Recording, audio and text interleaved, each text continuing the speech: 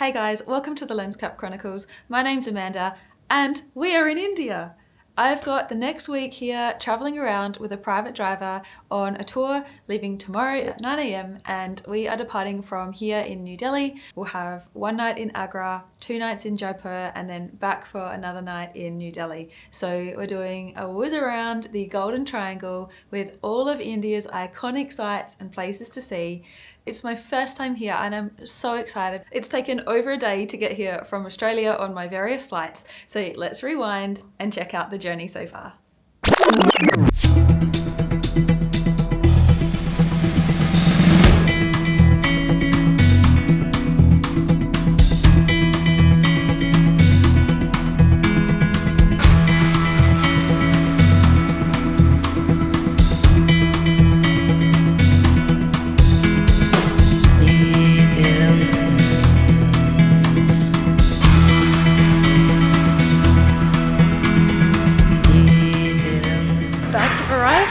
Always a good thing. Let's get to the Leela Palace Hotel, where I'll be staying tonight in Delhi.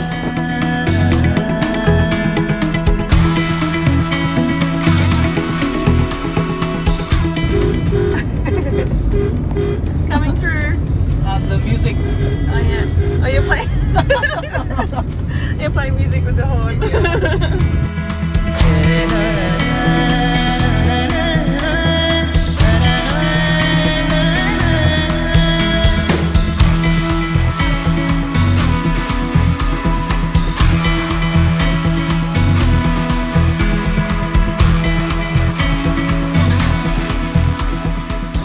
Welcome to the palace. This is for your good health and prosperity.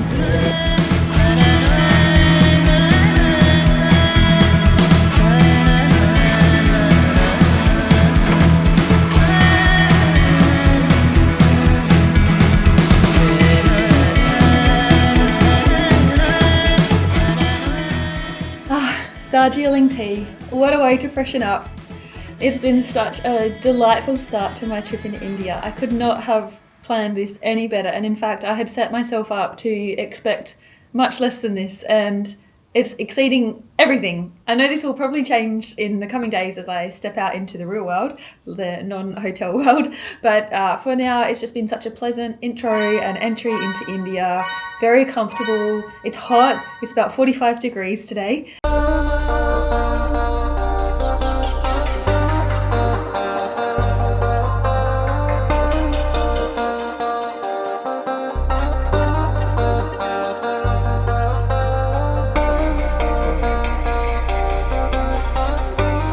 There's nothing much better than relaxing poolside after a long flight.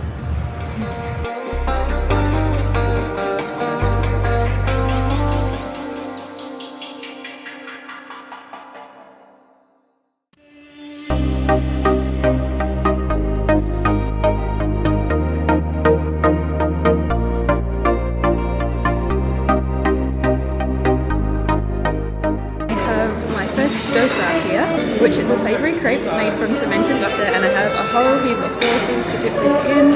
It looks absolutely amazing. It's huge. This is the small portion. Let's try this out.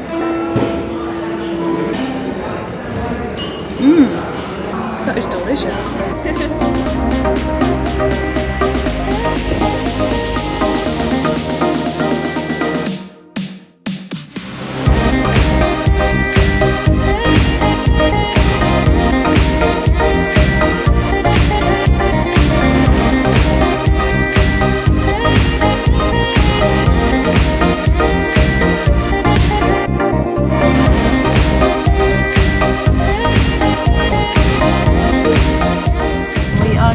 New Delhi and we are on our way to Agra, a 3-hour drive, and we've got some pretty exciting things coming up this evening. The baby Taj Mahal. I didn't actually know that was a thing, but I cannot wait to see it. And we'll also be going on to Mehtab Gardens for a beautiful sunset view across to the Taj Mahal. It is set to be 45 degrees today here in Delhi and also up through to Agra where we're heading. So we have air conditioning blaring in the car right now and I'm really enjoying this cruise through Delhi as we approach Agra.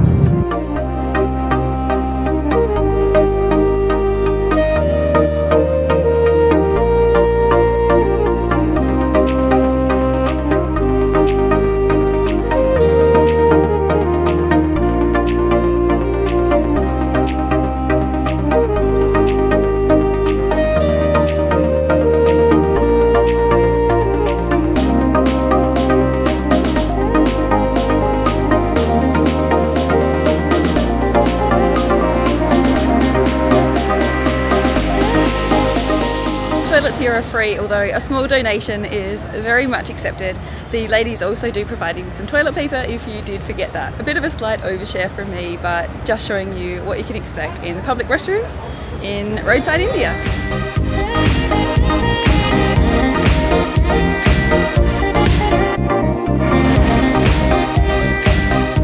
You will have seen a lot of cows on the road, and the cows are sacred here in India. It's forbidden to harm them. So for that reason, most Indian people won't eat beef either. I did ask my driver yesterday if the cow dies of natural causes, if that's acceptable, but apparently it's not. This is a highly sacred animal, and most of them are wild and free if you see them out and about on the road. Otherwise, the privately owned ones are usually kept inside with the families.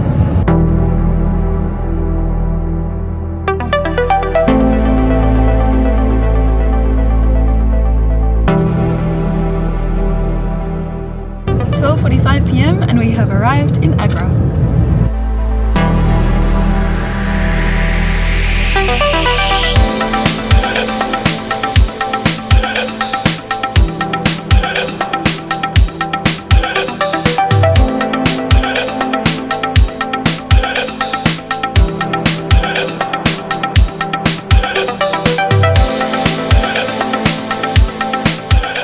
Well, I've made it to Agra and I've actually just caught up with Ahil, my amazing tour coordinator who lives in Agra, and I've got an hour's chill time here. He's given me the plan for the evening. So 2 p.m. is lunch in Agra, and then we are off at 4:45 p.m. on our tour to check out the Baby Taj and the Mehtab Gardens.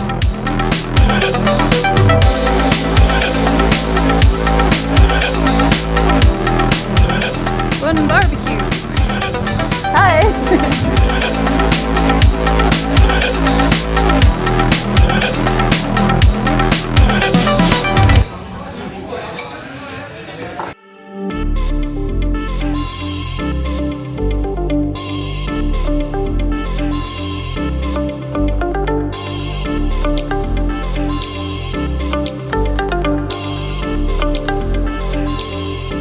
Got a mixture of vegetable and meat entree. Let's give this a try.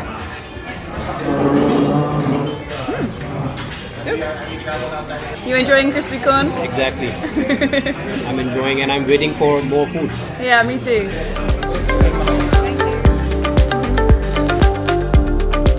There's a main course as well. So much food. This is just a starter. This is just a starter. Well, okay, first chicken tikka in India. Let's try it out.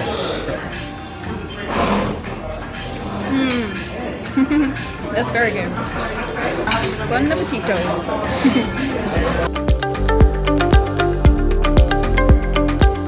Well, they definitely know how to serve a meal in India. There's so much food, and this is just the starter. Got some crispy vegetables going down the hatch.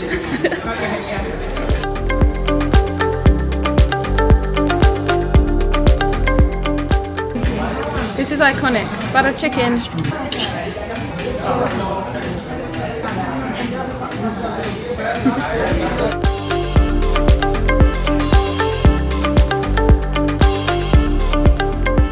Dessert time. Can she fit any more in?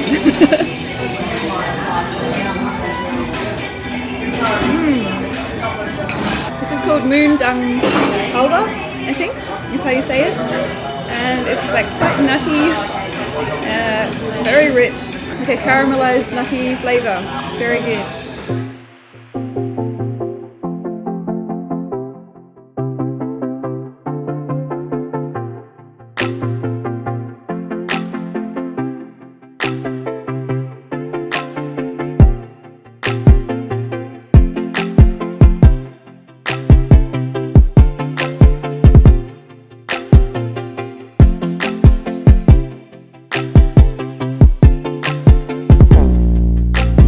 We are here at the incredible Baby Taj Mahal.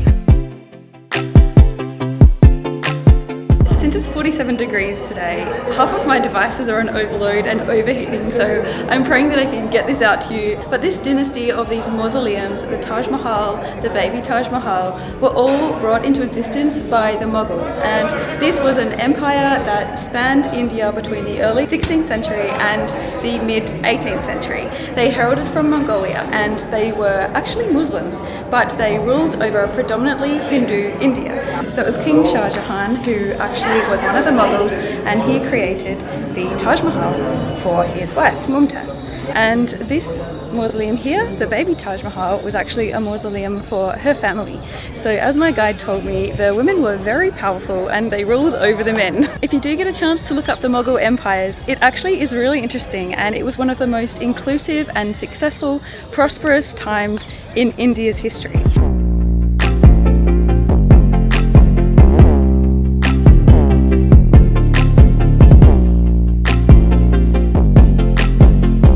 Now, a little bit about this building. It's actually an incredible style called Pietra Dura, and that is where there are precious gemstones laid within marble, and you can see that right behind me here. This is all gemstone laid within marble. So this pattern behind me is actually made from one whole piece of marble. So each little hexagon there has been carved out. It's simply beautiful.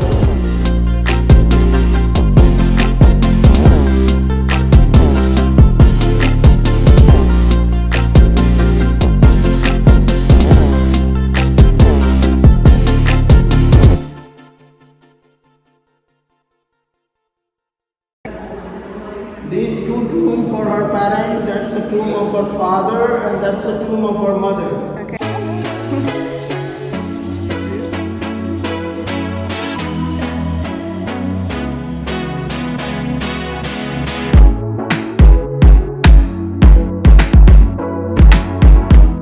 Just taking a walk now around the perimeter of the baby Taj Mahal, and I'm actually going to put the real name of the baby Taj on the screen because I just can't pronounce it. I'm very sorry, and that's the reason why it's called the baby Taj, because it's so difficult to say.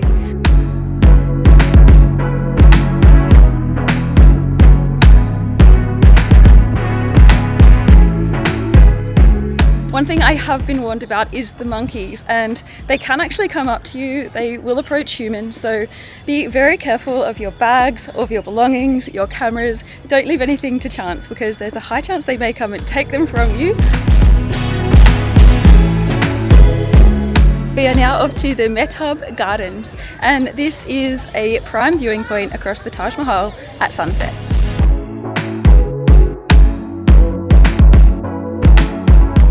Parked the car, and for the last 700 to 800 meters to the Mehtab Gardens we are taking a rickshaw. There and back is 100 rupees.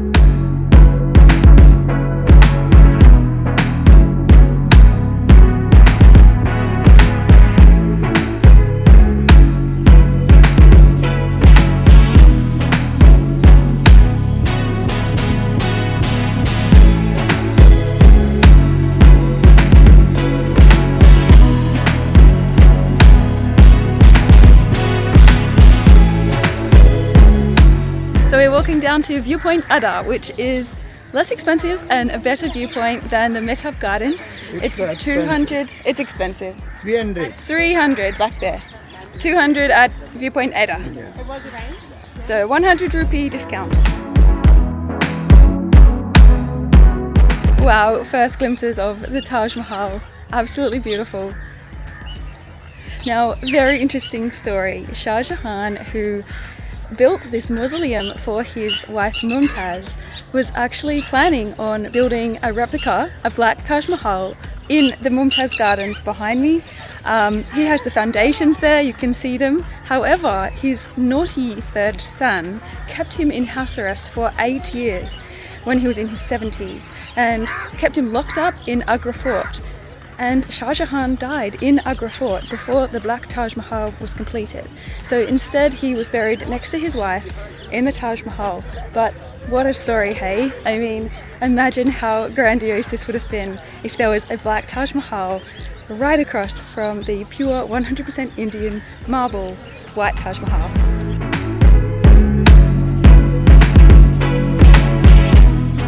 It's all covered with the water during the time of monsoon. Okay, it's pretty dry now.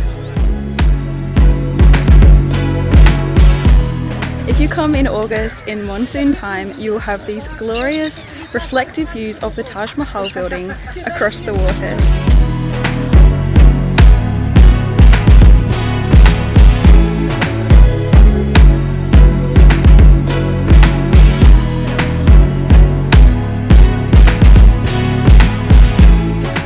That's the end of our touring for today. But getting ready for a big day tomorrow. Taj Mahal, we're coming for you.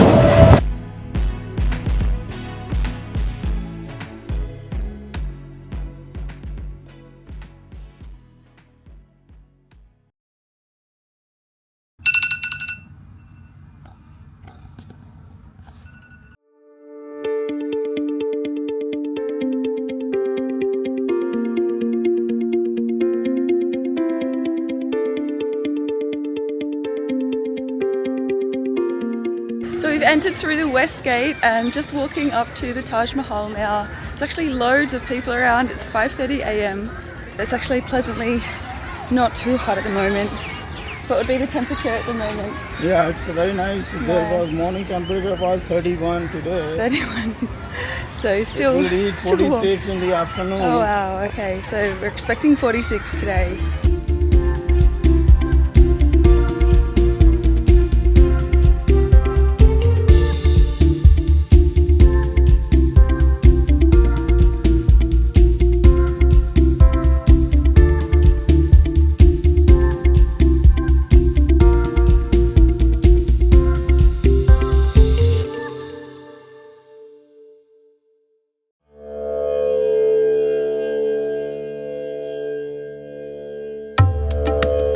Approaching Royal Gate, the official entrance to Taj Mahal.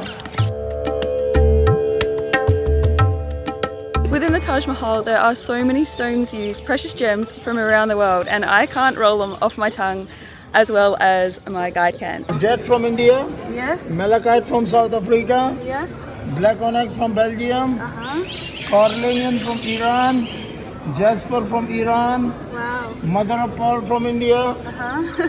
All are stone inlaid in the marble. And these stones are 10 to 15 millimeters. Millimeter deep in there. Deep, So wow. how they are glowing during the time of moonlight, they are sparkle during the time of sunlight.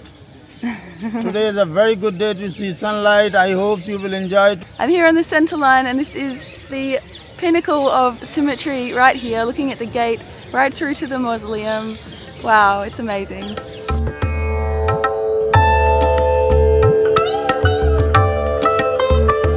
Where to start on this, the first ever wonder of the world. This was Shah Jahan's lasting memory to his wife, his beautiful wife, Mumtaz, and he loved this lady so much that even though she demanded that this building be made for her, he complied and made this incredible marble-based behemoth of a structure in India along the Yamuna River. Construction started in 1632 and took 22 years to make. There are actually 22 domes on top of the entrance gate, and that represents the number of years it took to make. At the time, it was estimated to have cost 5 million to make, and that was in the 1600s. So if that was translated to today, we're talking approximately 35 billion US dollars. It's already crawling with people at 6 a.m. and you can see why. It's actually a really beautiful day, and even though we're in the height of summer, it is not waning in its popularity. As a lady, I cannot really fathom having 14 children, but Mumtaz had 14 children, and sadly she died in childbirth, but she had 6 surviving children, so very sad story that she did lose quite a few of her babies.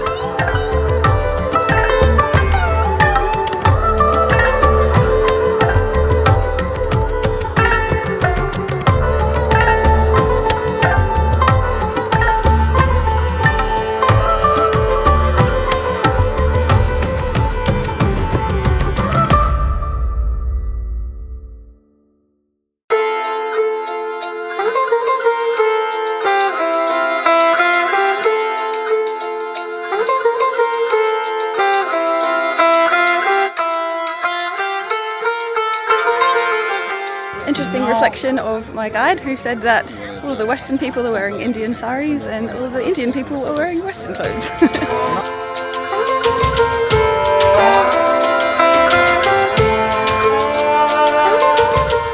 As beautiful as the Taj is, this is really a huge Photoshop opportunity for most people here. I don't see many guides actually talking. My guide has been fantastic and giving me so much information, but there are a lot of people here just for the photos, which is a little bit sad, but I guess it's such a beautiful structure that of course people want to have their photo taken.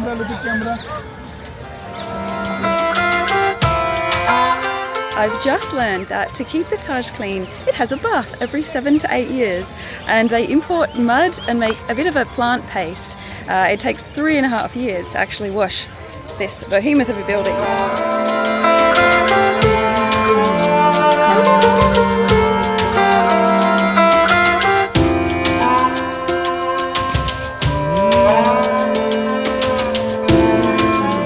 Almost time to enter this amazing building. It just looks absolutely unreal. It's a pinch me moment.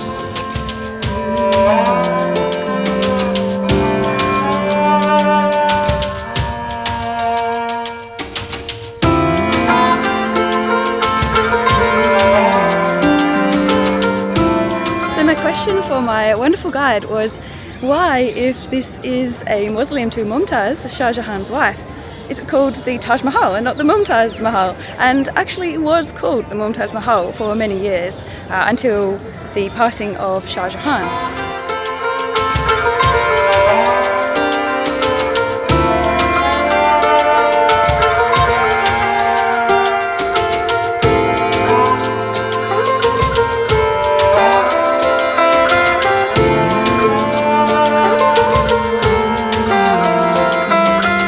Just about to enter the mausoleum, but unfortunately photographs aren't allowed, so I'm going to catch you on the other side.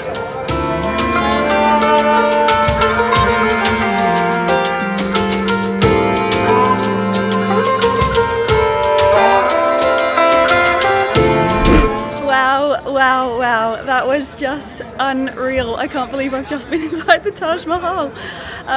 So the inside room is 31 meters across, so a fairly intimate small room, and Mumtaz's tomb is right in the very center, and it's really interesting because Shah Jahan's tomb lies to the left, and it's kind of takes you aback a bit because it is asymmetrical and this whole place is so full of symmetry, so to see that just looks a bit odd, like there should be something on the other side. 3 days of a year they do actually open up the Taj Mahal for free, where you can go down into the actual tomb.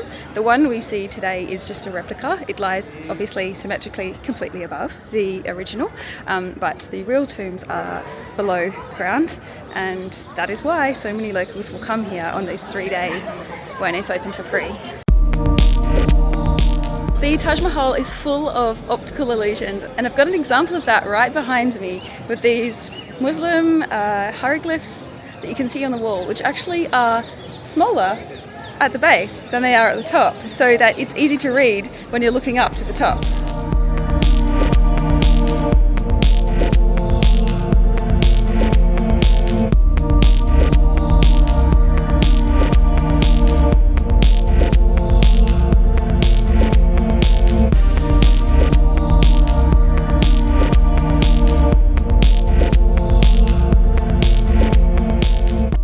There might be a rain approaching because the temperature has dropped and there's a bit of a cool breeze. It's such an amazing way to finish the Taj Mahal, seeing it in the sunlight and in the kind of eerie, gloomy, rain-filled season. And there we have it, time to farewell this magnificent 81 meters high building. I've been told not to say goodbye, say come again, which I hope to one day.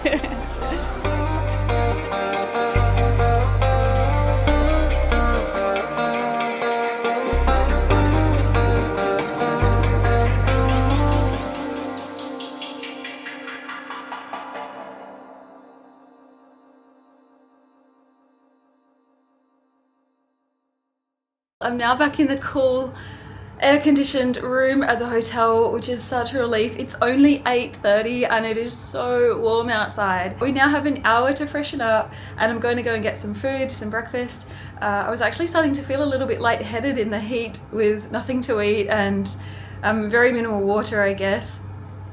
Just because you're constantly on the go, no fault of the tour, they provide plenty of water. But time to take a breath because up next is the Agra Fort and a marble demonstration.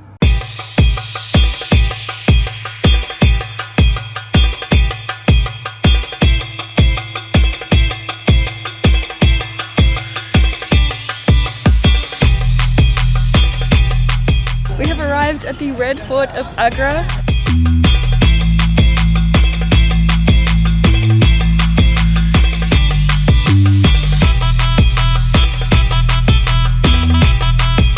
I am currently within the Elephant Gate at the Agra Fort, and this incredible red sandstone building was built by the third Mughal, Akbar, and his grandson then finished it off a little bit later on, and he was the famous Shah Jahan. I am standing at the gate here, which was where the king and queen entered from, and they had dancing girls and a big fanfare as they entered in on the elephant, whereas at the back here is where the public would await their arrival. And here we have the original door that was on the front of the Agra Fort, built in 1565. So only 30% of this entire Agra Fort is accessible to the public. The remaining 70% is occupied by the Indian Army.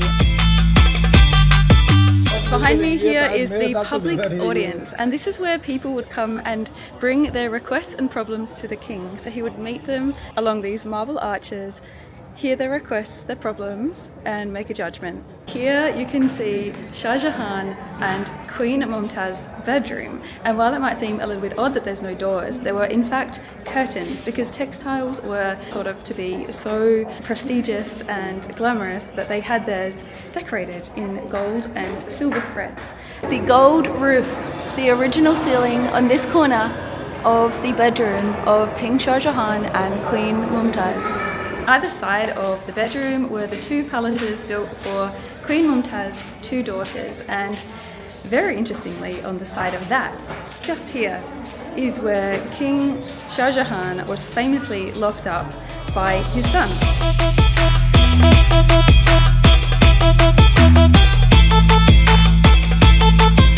So even though it's widely thought that Shah Jahan was kept imprisoned, which he was actually under house arrest.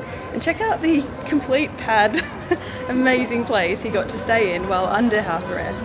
It's hardly a poor man's house. Another question I had for my guide was, why on earth did his son lock him up under house arrest? And the reason is it was actually his third son who did this, because the third son wanted to be the next Mughal and he didn't want his elder brother to take that title.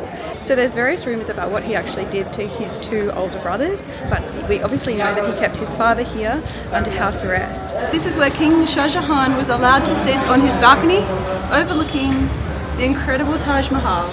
And on this balcony is where the great Shah Jahan passed away.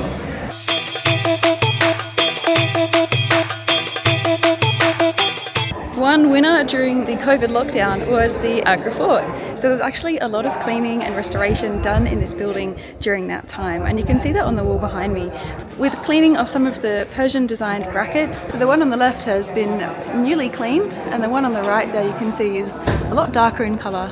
Akbar's son, I can't pronounce his name, was very familiar with the ladies, shall we say, and this was his area where he had a pool in the middle of the courtyard and his harem surrounding him while he bathed for a massage.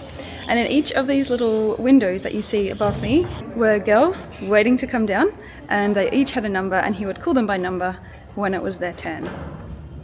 Take it or leave it, but this is history. Okay, so guys, tell me, who of you would like to take a bath in a tub this size?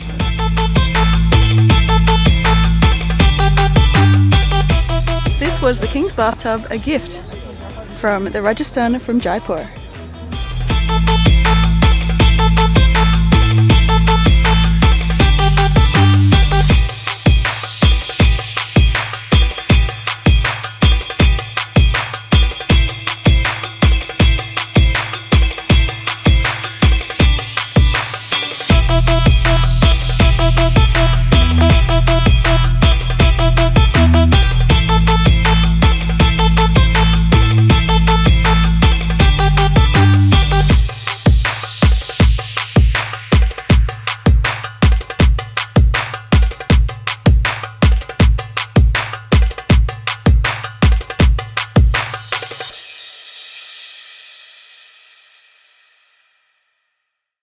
arrived in the Fatehpur Sikri.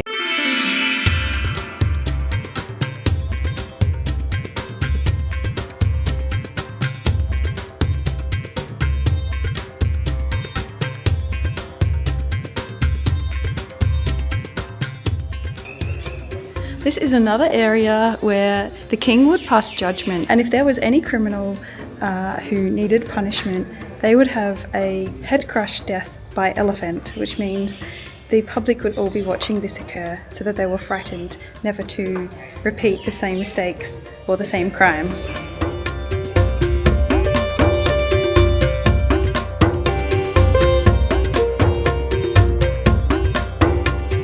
This was all built by King Akbar, and he was Shah Jahan's grandfather, as we have learnt. But he built this palace in memory of his son. So actually he had 3 wives, and he had not bore children to any of the wives, which were Muslim, Hindu and Christian, by the way. But he came here for a blessing from a saint, and the saint blessed him, and he bore a child with his Hindu wife, who later became Shah Jahan's dad, and he built this palace, this entire palace, in memory of his son.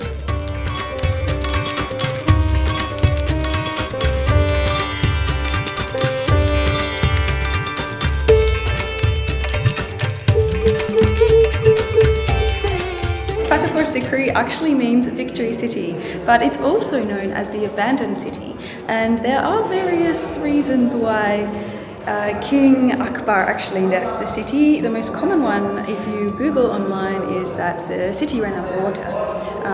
Other reasons have been postulated that perhaps he built it on a whim and left, or he went to fight in the north in one of the wars, but the predominant reason seems to be that there was literally just no water, and on a 47-degree day here at 2 p.m. I can 100% relate to why he may not want to be here.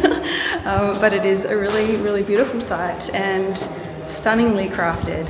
It really does pay to have a guide, because otherwise I would have thought that a lot of these complexes and palaces would have looked all very similar. But actually I am walking in King Akbar, number 3 Mughals, Hindu wife's palace. So I said before he had a Hindu, a Muslim and a Christian wife, and the Hindu wife was his favourite because she gave him a son, which he so desperately wanted. And so he made her this huge palace, very tall compared to most people here, and I'm walking through an area that is made for King Akbar, who was 5 feet tall, and my head is almost touching the ceiling. I had to bend down just to get underneath one of these rafters.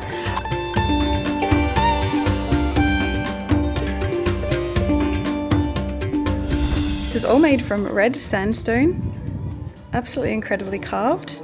Now, I wasn't actually sure whether I was going to mention this because I've had a really wonderful time on this trip, but the last stop that we had at the marble demonstration was a little bit scammy, I felt.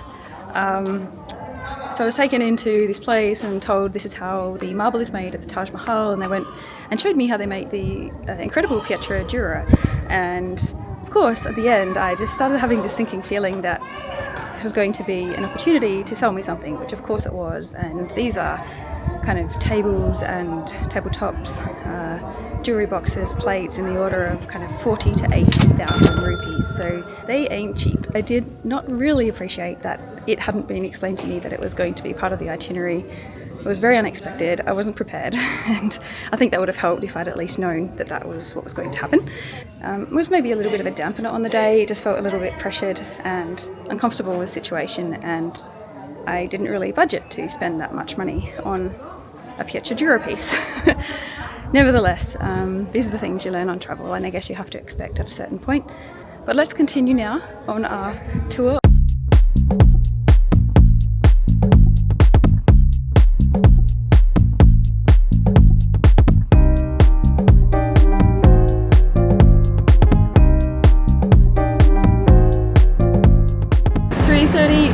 And it is finally lunchtime. I actually had no idea where we were. Somewhere on the main road from Agra through to Jaipur. I've just ordered a Kashmiri curry, chicken curry, and they don't have the normal kingfisher beer, so they brought me the strong. Now, the strong on the back says between 5 to 8% voltage, so it could be anything. It's not declaring itself. It's between 5 and 8. Let's do this. Oh, that's actually really nice. Kingfisher for the win. Wow, that actually came so quickly. I literally received that in about 6 minutes. Let's crack into this. Looks amazing.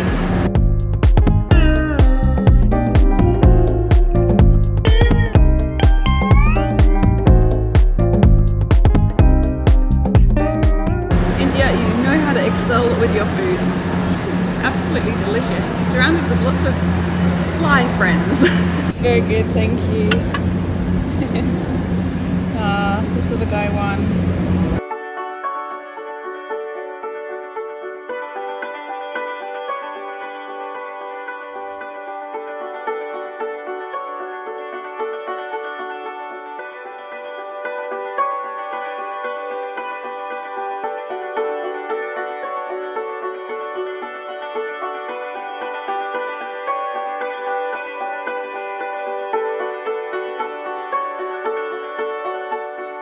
I've made my way to the Baori, which is in the village of Abhaneri, and would you believe it, I saw James May from Top Gear present this on one of his documentaries while he was in India, and that is why I'm here.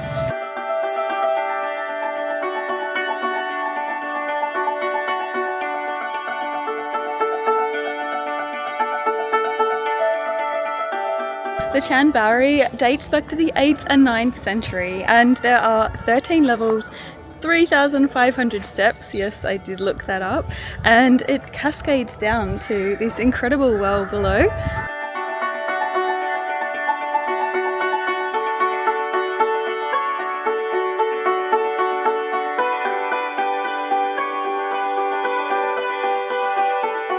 It's absolutely phenomenal, and it goes down about 50 meters deep. I can see there's actually water down here in this well.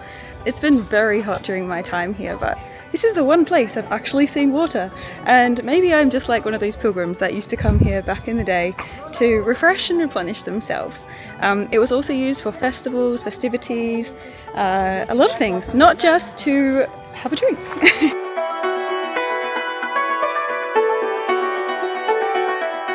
At the base of this incredible inverted shape is actually 5 to 6 degrees cooler. So the locals would actually gather down here to escape the heat of the day, which I find myself in today, but unfortunately I cannot go down there because it's closed. Yes. One photo, please. I have some friends here. I found it at Baori. And where are you from? I'm from Jaipur. Yes. And I am from Mantar. Ah, very good. I'm also Jaipur. Jaipur, because you're family. I'm also all my Jaipur. And what's your favorite thing about India? Yeah. Favorite thing ever? Yeah, culture. Culture. And what about the food? What? The food? Dal bati. Is your favorite food? My favorite food. Also dal bati because I'm from Rajasthan. And Ah, I'm Rajasthani. okay. I had a very nice chicken curry today. What? A chicken? No, we don't. You don't have chicken. Vegetarians. Oh, vegetarians. Okay. Yes, we don't like non-veg. You don't like have. Yes. Ah, okay. Whoa, I didn't say that. I take it back. What? I pretend I didn't say that. Yeah. Have a nice. Jaipur? Yeah, I like Jaipur. I'm actually going to see tomorrow. Yeah. This is me. I'm coming in from Agra. Oh, very many places you want to visit here. Yeah. What's the recommendation? Where should I go? You come in Jaipur, you should visit like Red Fort.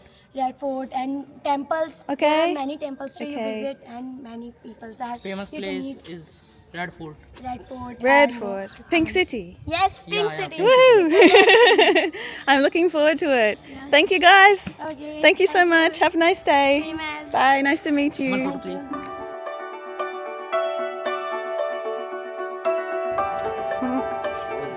Hello.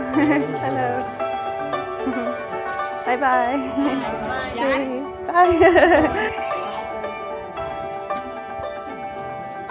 But now it's 5:30 and I must make it back to Jaipur. I think it's a roughly 2-hour drive.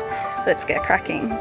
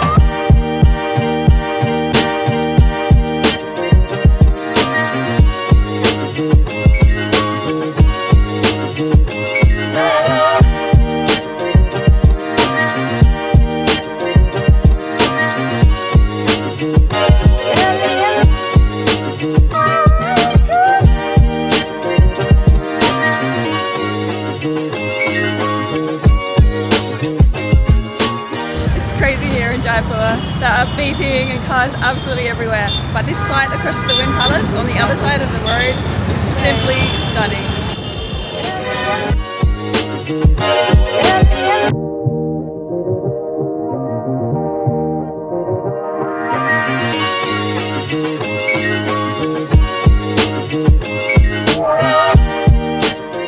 Well, I'm now in the quiet scene of the car after escaping the roads, which are a little bit crazy, but kind of fun to cross, I'm not going to lie.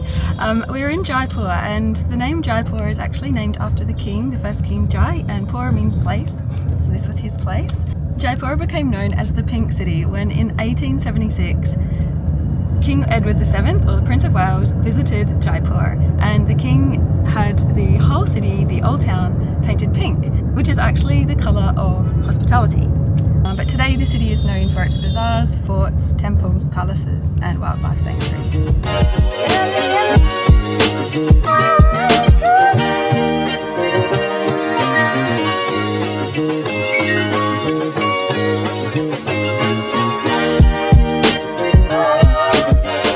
Stop at another stepwell, not quite as deep as the one yesterday in Baori, but certainly still super impressive.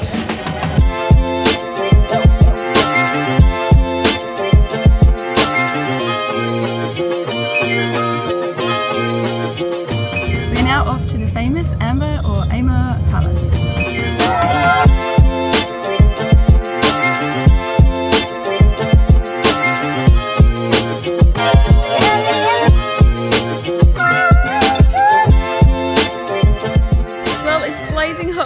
Everything's happening. I've got a snake charmer behind me and we've got elephant rides heading up to the palace.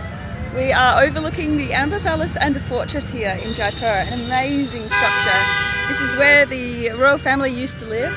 They currently live in City Palace, and I just had my guide tell me a very interesting fact. Current king is actually 25 years old, young dashing guy, and he's a captain of Indian polo team. Polo team. Yeah, the polo okay, team. amazing. The polo is quite famous game in India. Yes.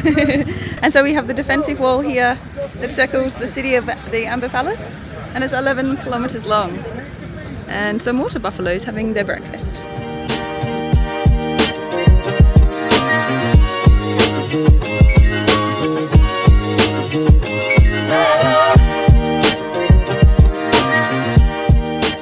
We are currently in Jaleb Jok, which is the main parade area where the king would host his festivities after winning a war, and you can see how big it is. It's huge. This is the Sun Gate where the king would arrive on his elephant, and we have a lovely example of some kingly tourists making their way in right now on this elephant. And on the other side is the Moon Gate, and the Moon Gate is where us commoners would arrive from. Entry to the palace, to the Amber Palace, is 500 rupees, and we've got some incredible views across the old town.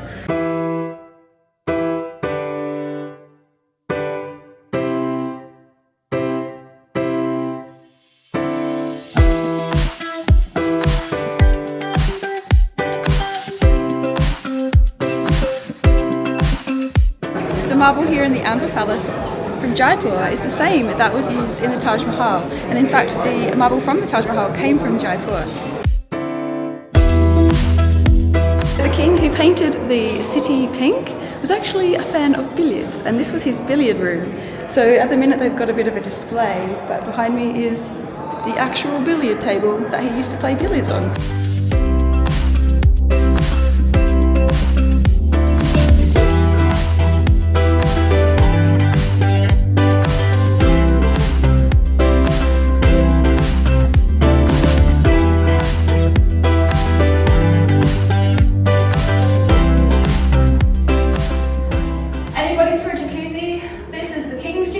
And it's a little bit empty right now, but it promised to be an amazing one back in the day. There are spa filters in here, it's got all the mod cons. Definitely need a cold jacuzzi today in this weather.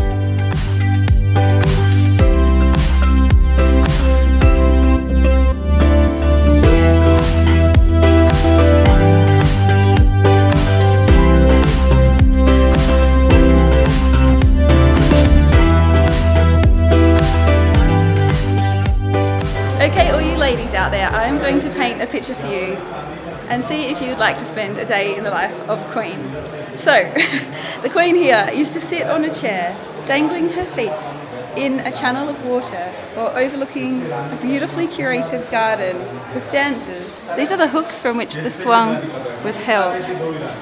And here is the channel of water, which has been covered over at the minute, leading out to this podium where her dancers were, amongst the fountains and beautiful gardens. How about that?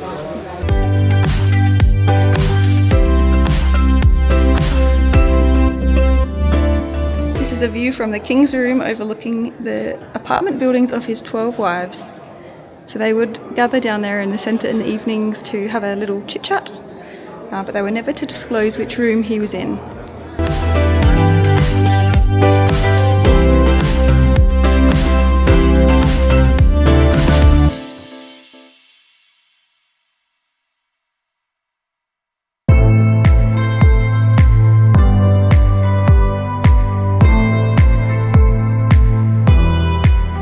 I'm here at the Water Palace, built in 1699, and even though it looks like it's only 2 stories high, there are actually 4 stories to this building. And this is actually a man-made lake that was added after the construction of the building.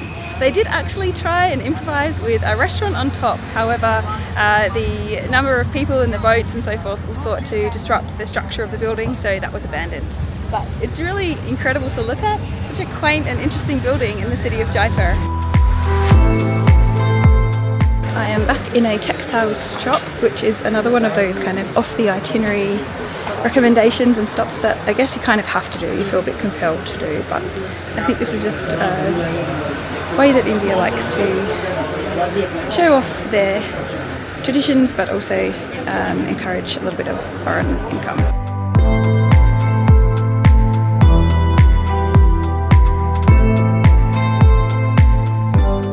Indian outfit for women, we call it Punjabi. Okay. It's a traditional outfit, yeah. One is sari and one is this.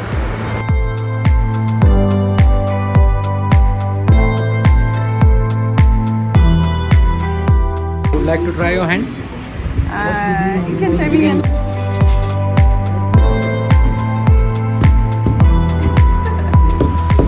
Here's my traditional Jaipur colour block. Elephant with natural colours. I think I'm drawing outside of the lines. I'm going back to primary school. Who's a professional? Okay. So we're taking this outside now to dry. It shouldn't take long. It's probably be dry as soon as we get outside, given that it's 44 degrees. 46. 46, okay. 46 degrees. Ay caramba. There we go, my little elephant drying in the sun.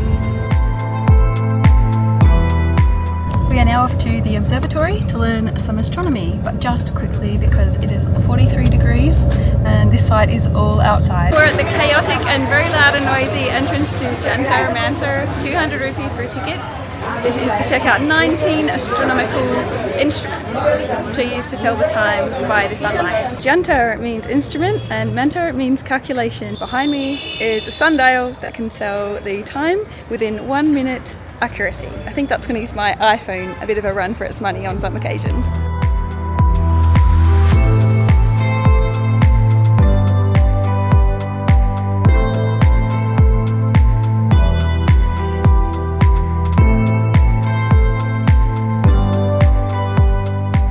Fortunately, the City Palace is right next door to the observatory, so it's a short walk, bit of hydration, and we'll be seeing where the royals live.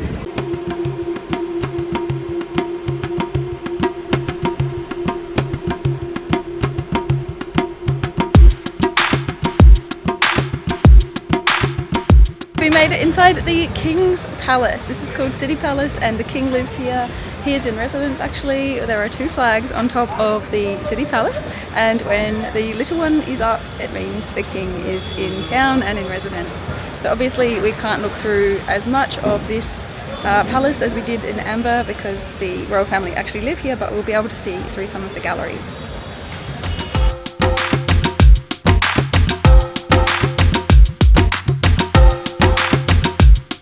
I'm laying low in the car here because my driver has just pulled across on the side of the road here in Jaipur to get me a Kingfisher beer. Lady needs to rehydrate, and he's gone to buy it for me on my behalf because he'll get Indian price. Special Indian price, not the foreigner tax. So thank you to my lovely driver guru for doing this for me. There is a drink coming his way too. Me, this is my change now. What a day in Jaipur, having the most amazing city tour, even though it was 44 degrees. The sun is now setting and I'm off on a street food tour amongst the back streets of Jaipur. I cannot wait. The food here has been bellissimo. And I'm actually going to make a separate video on this, so if you want to see more of my street food tour in Jaipur, then click this link here somewhere and you can catch that there. But otherwise I'll catch you in the morning, where we'll be travelling back to New Delhi and having another amazing tour in Delhi.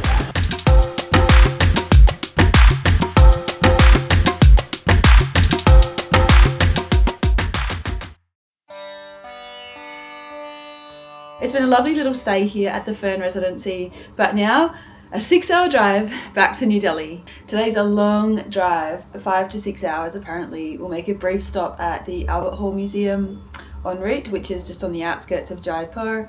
Anyway, the architecture there is incredible. I think in the interest of time, we'll just be doing that one quite quickly.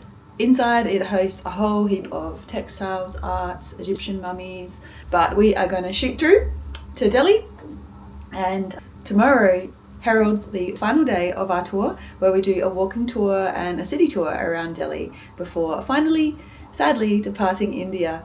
So let's get the show on the road.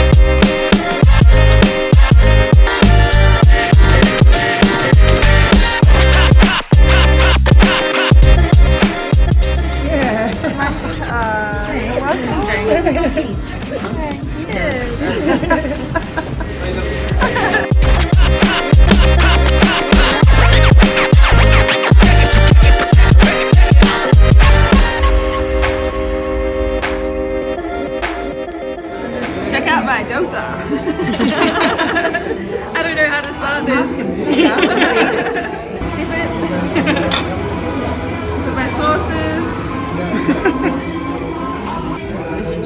Yeah, I might do that after. I'm a beginner.